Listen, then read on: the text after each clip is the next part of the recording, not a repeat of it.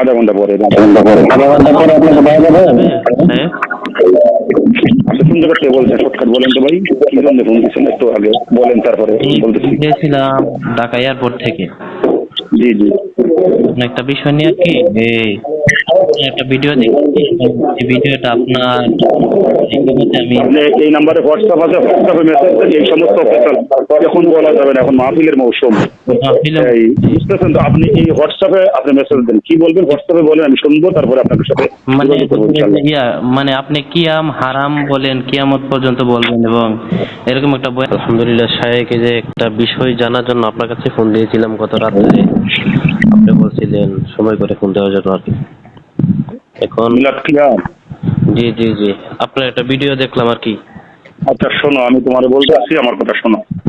জি জি প্রথম কথা হচ্ছে এই সমস্ত বিষয় নিয়ে না না, আপনি যে মিলাদ কে আমার কথা শোনো। হারাম আমি তোমাকে কি হারাম বলছি, মনে করেন, তাহলে এটা হারাম কেন মনে করেন? তুমি আমার কথা শুনো না, তুমি আমার কথা বলতে দিবা, আমার কথা শুনতে শোনো কেন? তুমি যদি আমার কথা না শোনো আমি কল কাটতে দিব, আমার কথা শোনো।